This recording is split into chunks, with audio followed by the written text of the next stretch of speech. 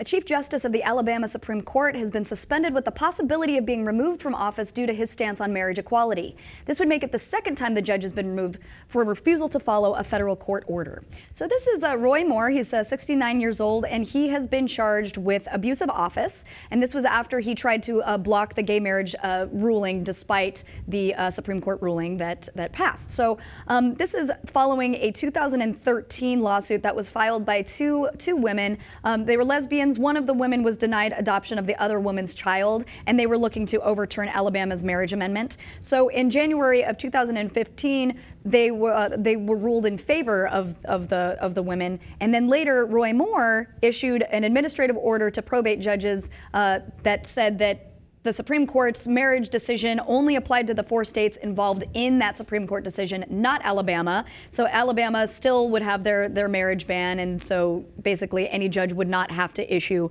marriage licenses. So of course that kind of order, it caused a lot of confusion. In March of 2015, 6 of the 9 Alabama Supreme Court justices ordered halts of those marriage licenses. And then after that, Roy Moore had to deal with the Southern Poverty Law Center. They filed a judicial ethics complaint. And then, of course, the Human Rights Campaign submitted a $28,000 signature petition trying to get him basically in trouble. So yeah, so now he's facing trial at the Alabama Court of the Judiciary, which is just a panel of judges, lawyers, and other appointed officials. So it's unclear. He's suspended right now. It's unclear if he's actually going to be removed. What do you think?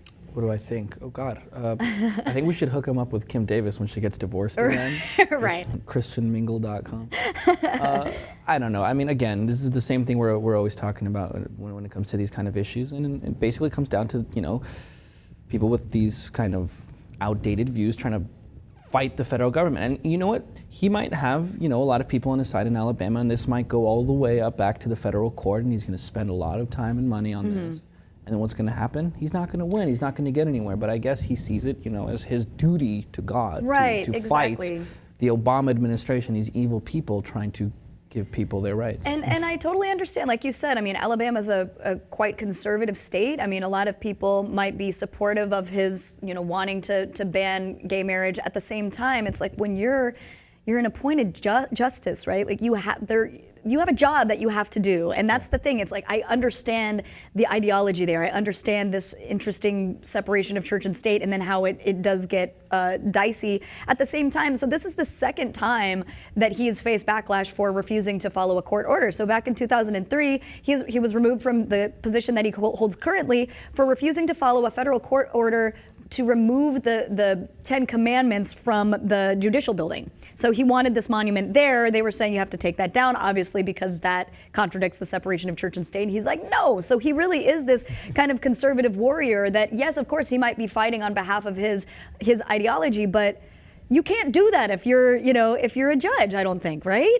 Of course, but like the contradictory guy, I mean, the people like him are the first to say liberty, justice, and use those words and throw it in people's face in defense of whatever argument you want to use. Or like against mandates, against any kind of mandate. Yet at the same time, it's only for things that, benefit white, straight, Christian Americans, right? Yeah. It's only referring to one certain type of people, and they can't see things from the other side, and that's basically the big issue. But thankfully, right, people like this won't win against the federal judges in the federal court, and that's what the federal government is here for. And the primary argument right now is that he claims that the Alabama Judicial Inquiry Commission didn't have authority to question the order that he'd sent. His lawyer says that this is a complaint that's focused on scuffles between state and federal courts, and that basically that this shouldn't even be something that he's having to be penalized for.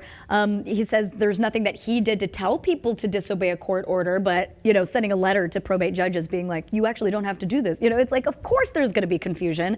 Although he says the JIC has chosen to listen to people like Ambrosia Starling, a professed transvestite, and other gay, lesbian, and bisexual individuals, as well as organizations which support their agenda. We intend to fight this agenda vigorously and expect to prevail.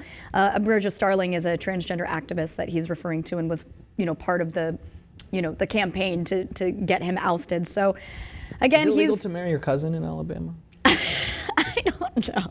I don't know. We'll see. I just thought about that.